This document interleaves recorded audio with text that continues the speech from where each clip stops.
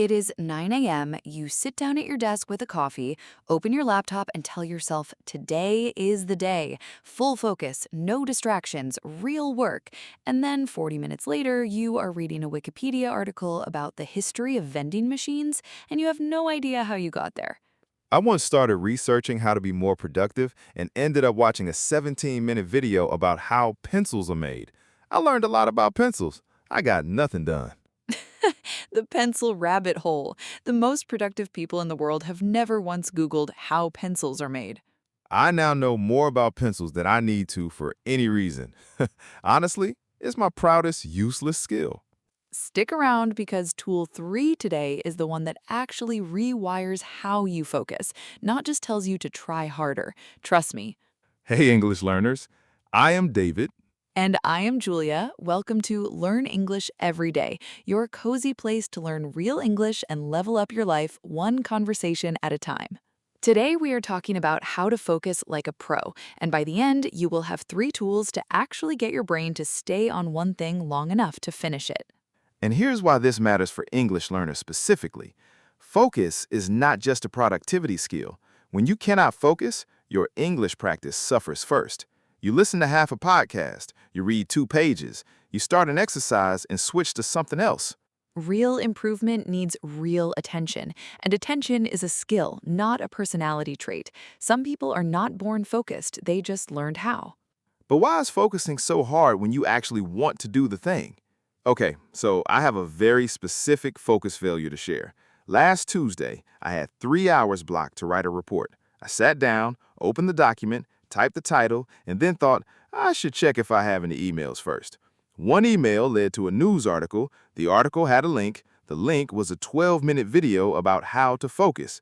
I watched the video about focusing instead of focusing. You watched a focus video instead of focusing. That is so beautifully tragic. 3 hours later, I had the title, 1 sentence, and a genuinely impressive knowledge of pencil manufacturing. I want to push back a little, though. That sounds a bit too neat for a real Tuesday, David. Okay, fine. There was also a Starbucks run in the middle. Priorities. Of course there was. Mine is messier, actually. I used to think my focus problem was about willpower. Just try harder, be more disciplined. So I would sit down, no phone, no music, total silence, and I would last about 11 minutes before my brain found something else to chew on. 11 minutes is actually pretty good for forced focus. It is not great, David. And the harder I pushed, the more my brain pushed back. I would be sitting there thinking about whether I locked my car in the Target parking lot.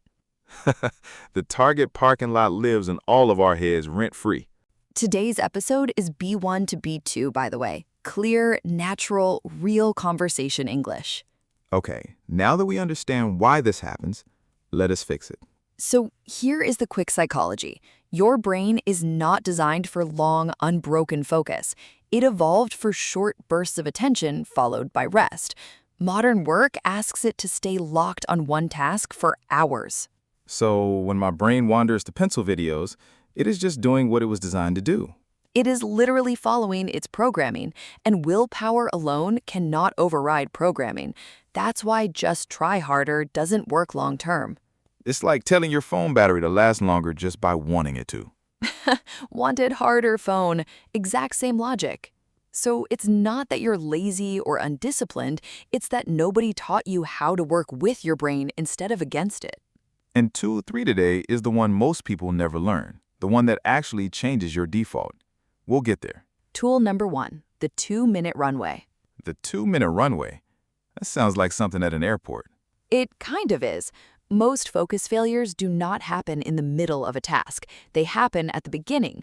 The blank page feels too big to start, so instead you check your phone or research pencils. I was wondering when that would come back.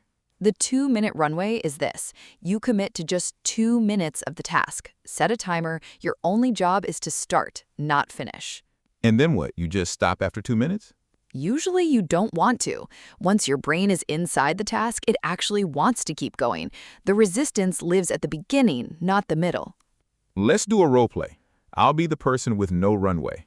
Go for it. Okay, I need to write this report. Important. I'm going to focus for 3-4 hours starting now, right now. Just need to check one email first. Gone in 4 seconds. Now with the 2-minute runway. Okay, 2 minutes. I'm going to write the opening sentence. Timer is on. Here we go. Did you hear that? 2 minutes, not 3 hours. The runway gets you off the ground. After that, you're already flying. I want to push back on one thing, though. What if 2 minutes still feels impossible on a really bad day? Fair point, but that's exactly why it works. 2 minutes is small enough that even a bad day cannot say no to it. Tool number 2, the focus container. Oh, I love this one. Please explain it before I explain it wrong. You would not explain it wrong. You would just explain it worse than me, and that would hurt my feelings. So, the focus container is a defined block of time with a hard start and a hard stop.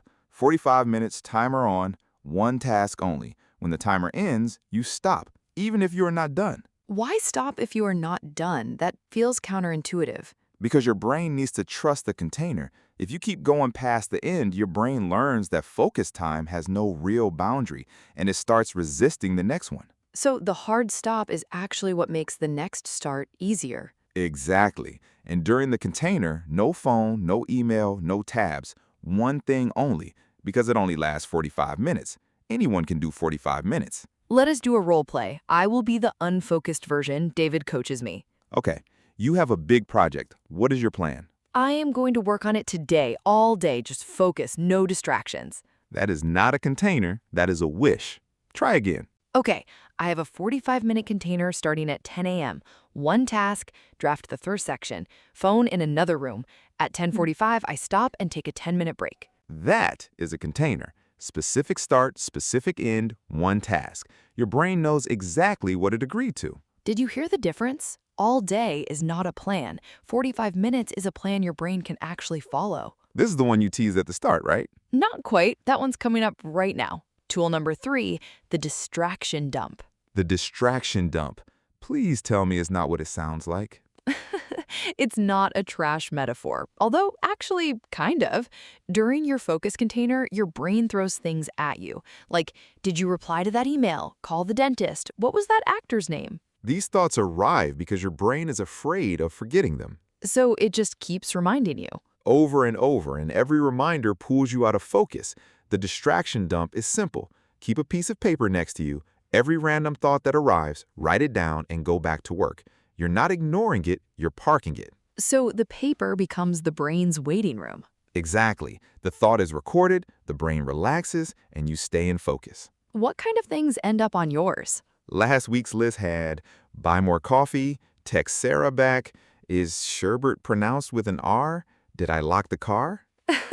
Is sherbet pronounced with an R made your official focus list? My brain does not sort by importance during focus time. It just throws. Let us do a role play. I'll be mid-focus with no distraction dump. Okay, go. Timer is on. You're writing. So the report needs to... Oh, wait, did I respond to that Monday morning meeting email? Let me just check real quick.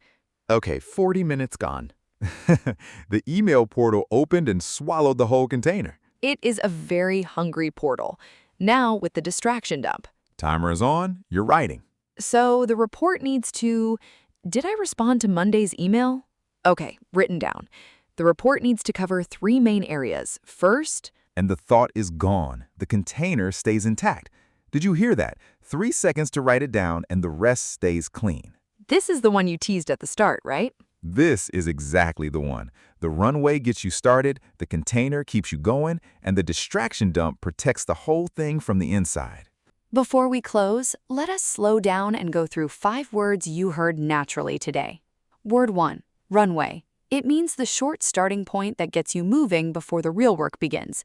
David said the 2-minute runway. You could also say, give yourself a runway before the meeting starts. Word 2, momentum. It means the force that keeps something moving once it is already started. Julia said the 2-minute runway creates enough momentum to carry you through the task. You could also say, once she had momentum on the project, stopping felt harder than continuing. Word 3, resistance. It means the feeling of not wanting to start or continue something even when you know you should. We said the resistance to starting is always stronger than the resistance to continuing. Think about that one. Word 4, boundary. It means a clear limit that defines where something starts and stops. Julia said the 45-minute hard stop is a boundary that trains your brain to trust focus time. You could also say setting a boundary between work and break time makes both more effective. Word 5. Distraction. It means anything that pulls your attention away from what you're trying to focus on. The distraction dump gives every distracting thought a place to go, so it stops interrupting. You could also say the biggest distraction for most people is not their phone, it is their own brain. Here's your challenge this week. Tomorrow morning, before you open your email, before you check your phone, try one 45-minute focus container. Pick one task. Keep a piece of paper for the distraction dump, and use the 2-minute runway to start if it feels hard. And here's your reflection step. At the end of the 45 minutes, look at the paper and count how many thoughts your brain threw at you. I think you will be surprised by the number. Pick one of these 5 words and use it in a sentence in the comments. We read every single one. And tell us, what is the one thing that distracts you the most when you are trying to focus? Your phone? Your own thoughts? Other people? Your answer might become our next episode. This channel is really yours. Quick recap. Tool 1, the 2-minute runway. Start with just 2 minutes, momentum does the rest. Tool 2, the focus container. 45 minutes, one task, hard stop. Your brain needs to trust the boundary. Tool 3, the distraction dump. Every thought that arrives, write it down in 3 seconds and go back to work. 3 tools, 1 focused brain. Start today. And please, no pencil videos. The pencils had to come back one last time. Your English is under construction. Your focus is under construction. And that's a beautiful thing. You're not lazy. You're not broken. You just needed a system. And now you have 3. And look, if you ever find yourself watching a video about pencil manufacturing, welcome to the club. Close the tab, set the timer, 2 minutes. You know what to do now.